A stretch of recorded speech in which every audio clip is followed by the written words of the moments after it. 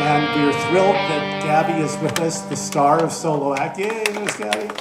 So if you have any questions, I'm here and look forward to very much to this screening. And thank you again for having real sisters here. I'm Lucy.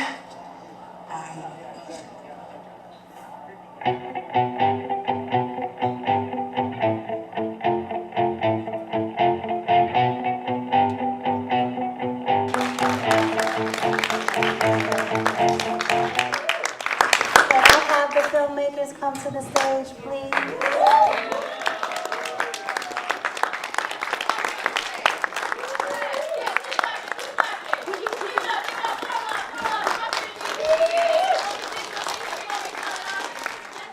Wonderful films. Amazing. So the first question I have for both of you, how have your experiences as musicians influenced the scoring of your respective films? Music, to me, is one of the only things on earth that transcends. And I feel like music is something that we all have in common. And music has the power to bring people together by way of shared experiences. Like, we all go through different things in life, but I feel like music is that one thing that helps us realize, you've been through the same thing as I've been through. Let's talk about that experience. What did you do to get through it? Or sometimes listening to lyrics themselves will help you navigate through whatever those experiences are in life. So for me, being a musician gives me the opportunity to experiment with the texture of guitar, the different types of sounds, and just, I guess, essentially being able to create a full picture through the lens of music, and then being able to take that same song and have a different experience when it's played acoustic, or when it's played electric, or a studio version versus a live version. So I feel like it just gives you opportunity to, again, just connect with people. Yeah, I feel that. For me, music was a portion of what I tried to create, a tapestry across performance mediums. My live performance experience is very similar. I go across poetry, live singing, scatting or speaking in tongues and rhythm, and that moves, that audio experience also moves through my body too. So I really was focused on how to like choreograph the content and the material that it would dance across expressions. And so music in particular was just another texture and another layer of like of a person's experience to connect to or to tap. So like sections where, you know, like in the beginning in the first scene where there's like the eerie sound, like kind of pulling that eerie sound in was different than those like the slates where I clear the slate sonically with like a harmonized space. Like I just tried to create a tapestry of intentions across, using everything that I could. Yeah, I think it came across. Yeah. Tapestry of intention, like. Thank you. Okay, so now, can you talk about the creative process? How did working with other musicians influence the sound and the atmosphere of the films? So for me, I have, when I was in college, I started an international Black female rock collective called the TxLips. So there's 35 musicians around the world, and everyone plays different styles of music, different instruments. And so whenever we're going into the studio, specifically for this project, I was pulling certain songs, but also certain musicians that I knew would give me a certain perspective of their instrument that would blend with the other pieces as well, to get the entire purpose of the song to come through. So whenever I'm doing any type of studio project or film project or anything, it's not just, for me, it's not just, let me get a musician that can play. You know, that piece is obviously important, but I want to know, as a musician, are you able to lead and follow, and how all of those things kind of blend together and come across in an audio format. So challenging, but I also think that there's more opportunity to be creative with that. Yeah, give me a second, because we shot this content in 2021, and so it's taken me 3 years of time and discovery to like create that. Okay, so I learned that in this process, this is my first film, And so I learned that I need to treat filmmaking and the editing process in film like a painting. And so that was really tricky and challenging for my collaborators. The editor was also the sound designer, and so we co-composed a lot of pieces together for this. His name is Mike Fisher. If you know Mike, MMYYKK, check him out. But two of the songs in the piece were instrumentals to songs he already made. And so I just created the sonic experience on top of it, and then some of it, there was a song in the middle that was a song that started out as just voice and piano. And I was like, you know, it was a lot of false finishes in this project of being like, okay, I got the song, cool. And then I would look at it and I was like, oh my God, this is 1998. Who is singing with just a piano? Like nobody. That doesn't further the intention of what I'm trying to create. So then I had to go back to the drawing board and reproduce an original idea again, similar to what you're saying, right? Like by it just being voice and piano gave it a very musical theater sound, which was like useless for the story that I was trying to tell. Like that's not the situation. So I had to go back and connect with people who felt right and who led themselves and how they expressed themselves through their instrument is who I went to go find. So I can relate to what you're saying too, of being like, okay, you know, the drummer that I worked with, I was like, yo, I was like, you gotta treat this like a coloring sheet. Because people struggle with my process because I gave them so much space to be themselves, and they were like, okay, but what you want though? I want you to be you, like actually. And they struggled with that. People really struggled and they fought me about it of like, I need more, you don't need more. Right. Well, so do you want me to use crayons or markers? Use whatever you want, boo. This is the sheet, this is the lines. Right. I ain't giving you nothing but the lines. I'm not gonna give you nothing else. Take the lines and color. You want watercolors, use that. You want to use oil paint, you use that. So it was a journey, so that's what I can share.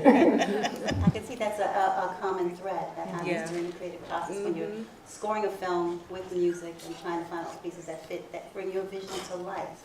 Yeah, that's cool.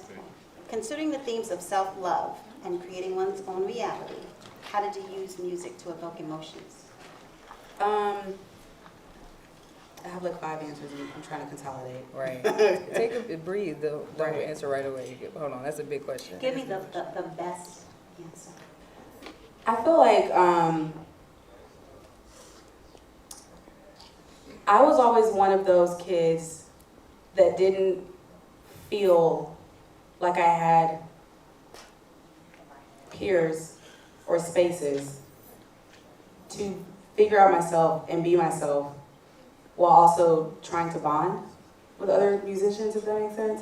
Because a lot of the kids that, during the stage of me teaching myself how to play, I was listening to music, a lot of it was rock, and I was trying to emulate what it was that I was hearing so that I could understand how the guitar works, but also how to play the notes on the guitar. And so a lot of the white kids at the school didn't accept me in those groups because I'm a little black girl listening to rock. But then a lot of the black kids also didn't understand, why are you listening to rock? It wasn't until I got to Spelman that I learned the history of rock and realized this is my shit. So part of how I have learned to invoke emotions over time has been through the way that I play my instrument and not necessarily the act of playing the instrument. And a lot of what I have observed being in the industry, a lot of my musician peers are obsessed with wanting to see who can play the fastest, who can play the loudest. But at that point, you're just doing a bunch of shit, and it's not really coming across to the audience that's listening to it, because we just hear a bunch of notes being played with no type of emotion. So I wanted to figure out, how can I best connect with people when I'm on stage? And yes, I can use the avenue of lyrics. Yes, I can use the avenue of creating the song, but I can also use the avenue of how I play it on stage, because it's different every time depending on what I'm going through that day. So there are some times where I'll do acoustic sets and I've just had a really emotional day, and I'm gonna be honest about that. But it comes through with the way that I play. Does that make sense?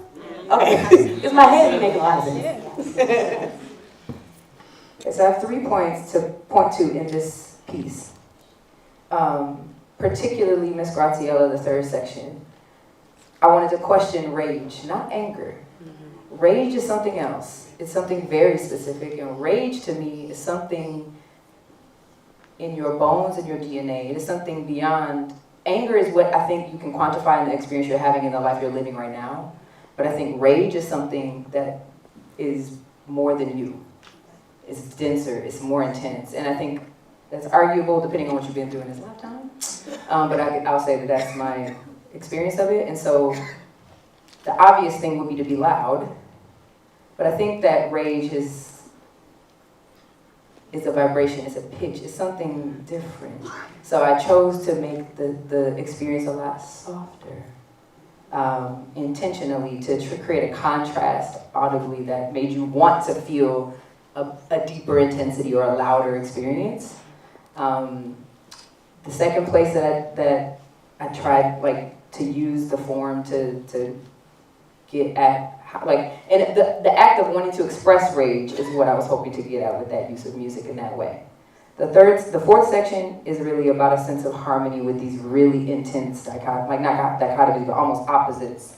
Very high vibration, very low vibration, in a sense of accepting all of that. Not telling myself I need to be even keeled, but sometimes I'm way up here and sometimes I'm way down here, and I'm actually gonna accept all of that. So that's why I used a certain sense of harmony with that. That was more cohesive and sonically pleasing was what I was going for in that last section to illustrate that. And the last thing I'll say is that each one of the slates in between all of the sections used a sense of harmony as well, because each one of the sections of the film was so different that I wanted to kind of cleanse the palette and bring, that's something I'm very intentional about.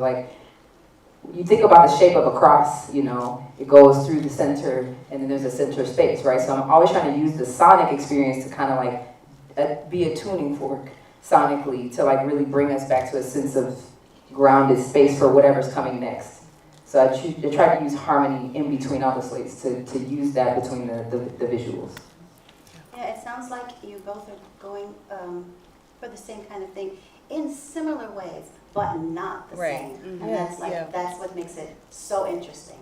One thing that you said about the rage piece is another thing for me. I feel like freedom is a state of mind, and I find the most freedom when I'm on stage playing my instrument, because it feels like, to your point about rage and anger being different, it feels like I'm able to release the things that I, as a Black woman, am going through each and every single day that nobody else but us understand.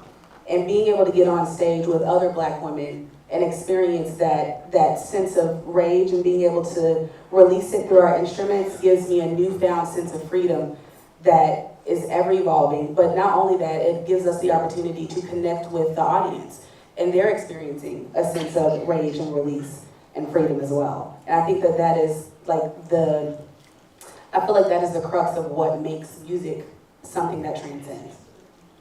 I think it's exactly what we've talked about before we started, which is it's not so much that your music is telling us how to feel, you're taking us to the place that you are. Mm-hmm. That's what your music is doing in these films, and bravo, bravo. Thank you. Thank you.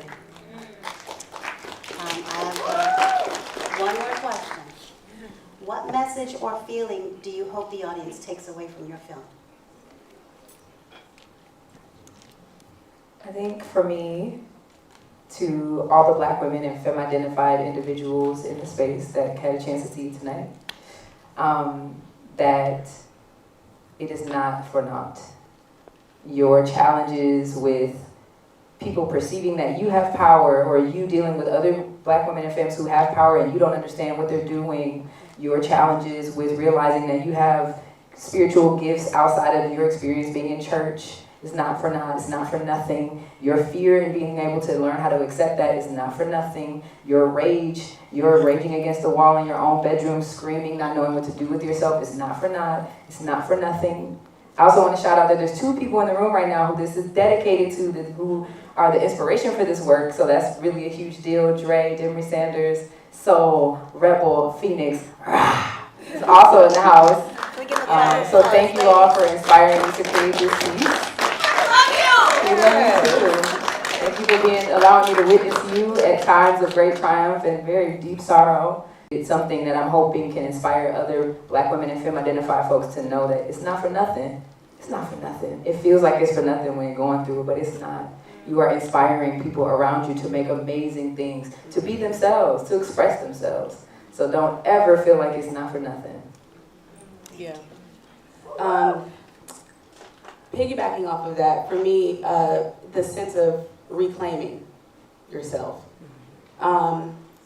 Being a Black female musician in particular in an industry that is not necessarily, that does not prioritize us in spaces that we created, which is a whole separate TED Talk. But being able to be in those spaces can be challenging, and there are often moments along my journey where I felt like I was getting lost because I was trying to fit into other people's boxes of what a Black girl playing an instrument is supposed to look like or do. And every single time I found myself in those spaces trying to change myself to fit into other people's mold of who I'm supposed to be in their eyes, I kept coming out on the, I kept coming out not feeling satisfied. I always had this sense of something is missing. It wasn't until I continued going through those challenges and had those moments of falling down and sometimes staying down for a minute to figure out how to get back up and stay up. Those were the moments where I started understanding the sense of freedom and the sense of reclaiming myself, but doing it through a lens that was for me. And I feel like for me, music is an opportunity for me to reclaim myself, but also for the listener to reclaim themselves in different spaces where the world does not necessarily say that you belong. Ladies, thank you so much. Unfortunately, because we had the technical difficulty in the beginning and we've lost a lot of time, I'm not going to be able to do the audience questions. I do, however, want you to tell the audience where they can find you for the next thing that's happening in your life. Yes. You can follow me on Instagram at Vie Boheme Official. That's VIEBOHEME, Vie Boheme Official on Instagram. My website is listen2v.com.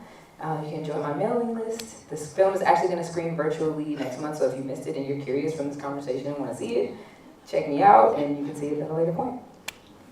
You can follow me on social medias at Guitar Gabby. The website is TxLips.com. It's Guitar Gabby and the 2 lips, but if you just Google Guitar Gabby, everything else will pop up. GABBY. Thank you so much, ladies. Thank you. Thank y'all.